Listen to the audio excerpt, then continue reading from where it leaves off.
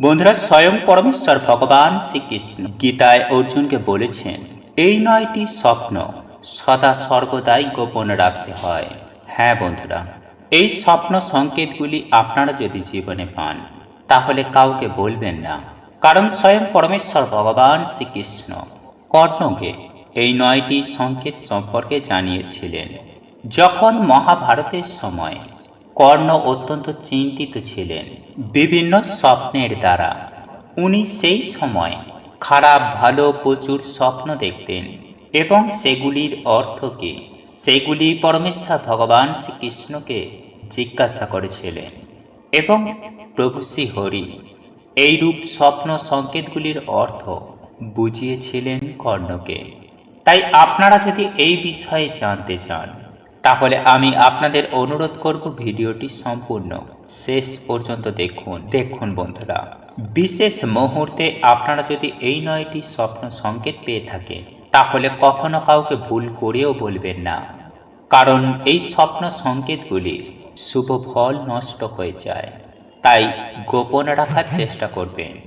এই স্বপ্নগুলি কখনো কাউকে বলা উচিত নয়। বন্ধুরা, শাস্ত্র অনুসারে স্বপ্ন হয় দুই প্রকারের। কিছু স্বপ্ন হয় শুভ ফলদায়ক, আবার কিছু স্বপ্ন দেয় অশুভ ফল। বন্ধুরা, শুভ স্বপ্ন দেখার পর কখনোই কোনো ব্যক্তি আবার ঘুমিয়ে পড়া উচিত নয়। ধরুন আপনারা খুব ভালো একটা সুন্দর স্বপ্ন দেখলেন বা হয়তো কোনো দেবদেবীর স্বপ্ন দেখলেন, স্বপ্ন দেখার পরে কিন্তু আর ঘুমিয়ে পড়বেন না, এটা কিন্তু একদমই উচিত নয়। এবং এই স্বপ্ন সম্পর্কে অন্য কাউকে কখনোই বলা উচিত নয়। তা না হলে আমি আপনাদের আগেই বললাম, সংকেতের শুভ ফল একেবারে বিনষ্ট হয়ে যায়। তাই ঘুম থেকে ওঠার পর পরিবারের কাউকে এই শুভ স্বপ্ন সম্পর্কে পরিবারের কাউকেই বলতে যাবেন না। বন্ধুরা, এরপর আসুন জেনে নেওয়া যাক যে কোন সেই 9টি স্বপ্ন, যে স্বপ্নগুলি দেখলে আপনারা জানবেন যে আগামী জীবন আপনাদের অত্যন্ত ভালো হতে চলেছে। দেখুন বন্ধুরা, আমি সবার প্রথমেই যে স্বপ্নটির কথা বলবো তা হল পদচিহ্ন দেখা। আগে হ্যাঁ বন্ধুরা, আমাদের শাস্ত্র বলছে আপনারা যদি স্বপ্নতে কোনো পদচিহ্ন দেখতে পান তাহলে এটি কিন্তু অত্যন্ত শুভ একটি সংকেত। তাহলে আপনারা বুঝে নেবেন যে আপনাদের রাজযোগ আসতে চলেছে জীবনে। বন্ধুরা, স্বপ্ন শাস্ত্র অনুযায়ী এই সব স্বপ্ন খুবই দুর্লভ হয়ে থাকে। বন্ধুরা, শাস্ত্র মতে এমনটি বলা হয়ে থাকে, এই পদচিহ্ন স্বয়ং মা লক্ষ্মীর হয়ে থাকে এবং এই সব স্বপ্ন একমাত্র তারাই পেয়ে থাকেন যাদের ওপর স্বয়ং মা লক্ষ্মীর আশীর্বাদ ও কৃপা দৃষ্টি বিদ্যমান থাকে। তাই যদি কোনো ব্যক্তি স্বপ্নতে পদচিহ্ন দেখতে পান এবং সেই ব্যক্তি পদচিহ্নর পেছনে অনুসরণ করে যাচ্ছেন, যদি এই প্রকার স্বপ্ন দেখতে পান তাহলে বুঝে নেবেন সেই ব্যক্তি অপার ধন সম্পত্তির মালিক হতে চলেছেন খুব শীঘ্রই। কিন্তু বন্ধুরা, এই রূপ স্বপ্ন সম্পর্কে ভুল করেও আপনারা অন্য কারোর সাথে আলোচনা করবেন না, নতুবা কিন্তু সব কিছু আপনারা হারিয়ে ফেলবেন। হ্যাঁ বন্ধুরা, এই স্বপ্ন সংকেতের অর্থটাই পরিবর্তন হয়ে যাবে, শুভ ফল বিনষ্ট হয়ে যাবে, জীবনে কিচ্ছু পাবেন না।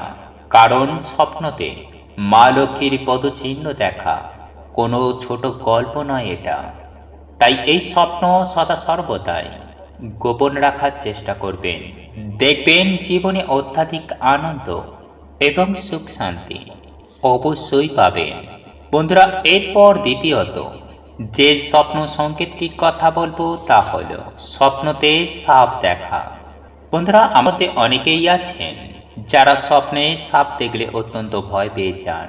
আবার কোনো ব্যক্তিরা রয়েছেন স্বপ্নতে সাপ দেখতে পান, সাপ কামড়াচ্ছে বা অনেকগুলো সাপে হয়তো সেই মানুষটাকে ঘিরে ধরেছে। এই প্রকারের স্বপ্ন অনেকেই দেখে থাকেন এবং ঘুমের মধ্যে অত্যন্ত ভয় পেয়ে যান। বন্ধুরা, এইরূপ স্বপ্ন শাস্ত্র মতে খুবই শুভ স্বপ্ন বলে চিহ্নিত করা হয় এবং শুভ ফল ভবিষ্যতে শুভ ফল দেওয়ার এটি একটি ভালো মাধ্যম বলতে পারেন। বন্ধুরা, প্রাচীন শাস্ত্র থেকে স্বপ্নের মাধ্যমে সাপ দেখা অত্যন্ত শুভ সংকেত বলে মনে করা হয়েছে। এছাড়াও যেখানে দেখবেন সোনা রূপা থাকে সেই জায়গায় নাগ দেবতা কিন্তু বিরাজ করেন। আর যদি আপনাদের স্বপ্নের মাধ্যমে সাপ দেখতে পান, তাহলে এটুকু আপনারা সুনিশ্চিত হয়ে যান যে আপনাদের কাছে খুব শীঘ্রই প্রচুর পরিমাণে অর্থ আসতে চলেছে কোনো না কোনো মাধ্যমে। এছাড়াও যদি আপনারা স্বপ্নতে যদি এটিও দেখে থাকেন যে অনেকগুলো সাপ একত্রে আছে, তাহলেও আপনারা হঠাৎ করে প্রচুর টাকার মালিক হয়ে যেতে পারেন। কিন্তু এই সব স্বপ্নের কথা আপনারা কাউকে বলতে পারবেন না, এটিও কিন্তু গোপন রাখবেন, নতুবা স্বপ্নের শুভ ফল একেবারে নষ্ট হয়ে যেতে পারে। এরপর তৃতীয় যে স্বপ্নটির কথা বলবো তা হল, স্বপ্নের মাধ্যমে আপনারা প্রচুর পরিমাণে ধন সম্পত্তি দেখতে পেলেন। যদি কোনো ব্যক্তি স্বপ্ন দেখে থাকেন যে তিনি প্রচুর সোনা একসঙ্গে জড়ো করেছেন, বা প্রচুর সোনা সংগ্রহ করেছেন, বা ধরুন নিজেকে কোথাও প্রচুর ধন সম্পত্তির কাছে দেখতে পাচ্ছেন, তাহলে কিন্তু বন্ধুরা আপনারা এই সমস্ত স্বপ্ন সংকেত সম্পর্কে কাউকে বলবেন না। এটা অত্যন্ত শুভ একটি সংকেত, কারণ আপনারা এর ফলে সুনিশ্চিত হয়ে যান যে ভবিষ্যতে খুব শীঘ্রই আপনারা প্রচুর ধন সম্পত্তির মালিক হতে চলেছেন। কিন্তু আপনারা যদি এই স্বপ্ন সংকেত সম্পর্কে কাউকে বলে দেন, তাহলে কিন্তু এই স্বপ্ন কখনোই পূর্ণ হবে না। বন্ধুরা, এরপর চতুর্থ যে স্বপ্নটির কথা বলবো তা হলো স্বপ্নের মাধ্যমে হাতি বা ঘোড়ার পিঠে চাপা। হ্যাঁ বন্ধুরা, আপনারা হয়তো স্বপ্নে দেখলেন হাতি বা ঘোড়ার পিঠে চড়ে আপনারা ঘুরে বেড়াচ্ছেন। এই রূপ যদি স্বপ্ন দেখেন তাহলে শাস্ত্র অনুসারে তাহলে বুঝে নেবেন এটি একটি অত্যন্ত শুভ সংকেত। এই স্বপ্ন আপনাদেরকে এটাই ইঙ্গিত করে দেয় যে আপনারা কোনো বড় কাজে খুব তাড়াতাড়ি সফলতা অর্জন করতে চলেছেন।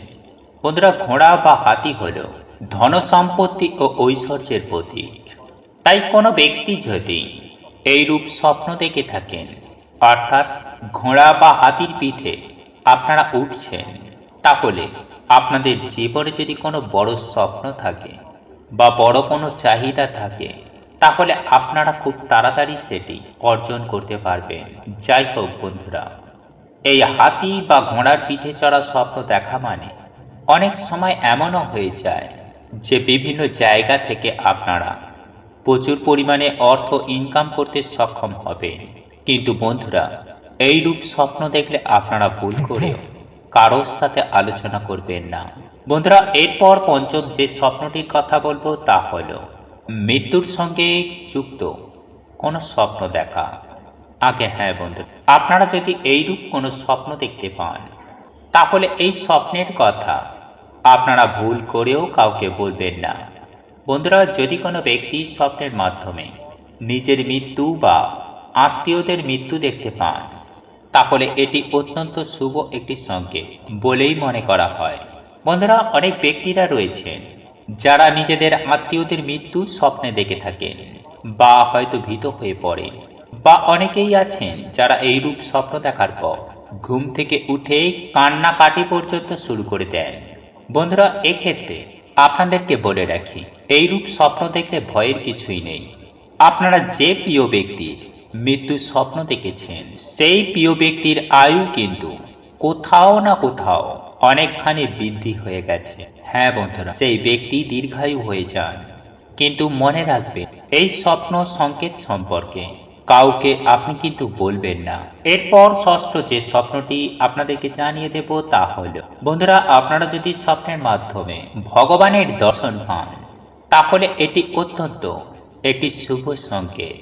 বন্ধুরা, এই রূপ স্বপ্ন দেখার অর্থ হল আপনাদের জীবনে প্রচুর সুখ শান্তি সমৃদ্ধি খুব শীঘ্রই আসতে চলেছে দৈবিক কৃপায়। হ্যাঁ বন্ধুরা, সেই সঙ্গে খুব শীঘ্রই আপনাদের অপূর্ণ কাজ সম্পূর্ণ করতে পারবেন।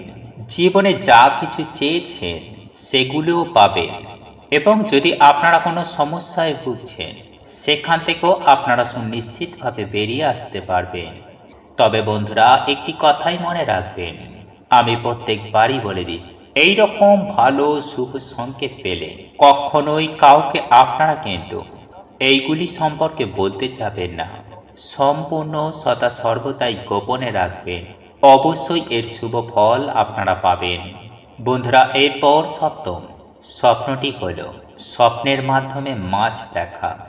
হ্যাঁ বন্ধু, শাস্ত্র অনুসারে বলা হয় স্বপ্নের মাধ্যমেই যদি আপনারা মাছ দেখতে পান তাহলে আপনার জীবনে ধনসম্পত্তি রিলেটেড সমস্ত ব্যাপারে আপনাদের উন্নতি ঘটবে।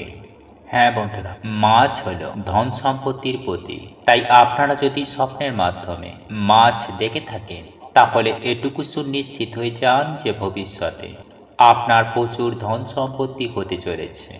বা আপনাদের জীবনে যদি কোনো ঋণ থাকে সেই ঋণ থেকেও আপনারা কিন্তু সুনিশ্চিতভাবে রেহাই পেতে পারেন। বিশেষ করে এই রূপ স্বপ্ন দেখার ফলে আপনারা দেখবেন 1 মাসের মধ্যেই এর রেজাল্ট কিন্তু আপনারা খুব সুন্দর পেয়ে থাকবেন। বন্ধুরা, এরপর অষ্টম যে স্বপ্নটির কথা বলবো তা হল স্বপ্নের মাধ্যমে কোনো মহিলাকে দেখতে পাওয়া। হ্যাঁ বন্ধুরা, এই রূপ সংকেত শুভ হতে পারে আবার অশুভ হতে পারে, কারণ মহিলা কি বস্ত্র পরিধান করে আছেন তার উপরে নির্ভর করে এই স্বপ্ন সংকেতটি শুভ হবে না অশুভ হবে। বন্ধুরা, যদি স্বপ্নতে আপনারা দেখতে পান যে কোনো মহিলা হয়তো কালো রঙের বস্ত্র ধারণ করে আছে বা কোনো মহিলা কালো রঙের কোনো কিছু পোশাক পরে আছে এবং আপনারা তাকে হয়তো আলিঙ্গন করছেন, তাহলে আপনারা সুনিশ্চিত হয়ে যান যে এই স্বপ্ন হল মৃত্যুসূচক স্বপ্ন। হ্যাঁ বন্ধুরা, সেই ব্যক্তির মৃত্যু কোনো প্রাকৃতিক কারণে হঠাৎ করেই হয়ে যেতে পারে, যাকে বলা হয় অকাল মৃত্যু হতে পারে যদি এই রকম স্বপ্ন আপনারা দেখে থাকেন। কিন্তু যদি কোনো মহিলা লাল রঙের বস্ত্র ধারণ করে আছে এইরূপ স্বপ্ন দেখতে পান তাহলে এটি অত্যন্ত শুভ সংকেত বলে মনে করা হয়। বন্ধুরা, এই রকম শুভ সংকেত পেলে জানবেন যে খুব শীঘ্রই আপনাদের আর্থিক উন্নতি হবে। হ্যাঁ বন্ধুরা, যে আর্থিক পরিস্থিতি খারাপ চলছিল সেখান থেকে আপনারা খুব ভালোর দিকে একটা এগিয়ে যেতে পারবেন। এছাড়াও বন্ধুরা, স্বপ্নের মাধ্যমে গোবরের সংকেত পাওয়া অত্যন্ত শুভ বলে মনে করা হয়। বা আপনি হয়তো কোনো কুকুরকে খাওয়াচ্ছেন বা কোনো গোমাতাকে জল দান করছেন কিংবা কোনো পশু পাখিকে সাহায্য করছেন বা অবলা কোনো প্রাণীকে আপনি রক্ষা করছেন, এই প্রকারের কোনো স্বপ্ন দেখলে জানবেন যে এটিও কিন্তু অত্যন্ত শুভ সংকেত। এছাড়াও বন্ধুরা, জলে সাঁতার কাটার স্বপ্নকে অর্থের সূচক বলেই মনে করা হয়। এর ফলেও কিন্তু প্রচুর পরিমাণে অর্থ লাভ করা যায়।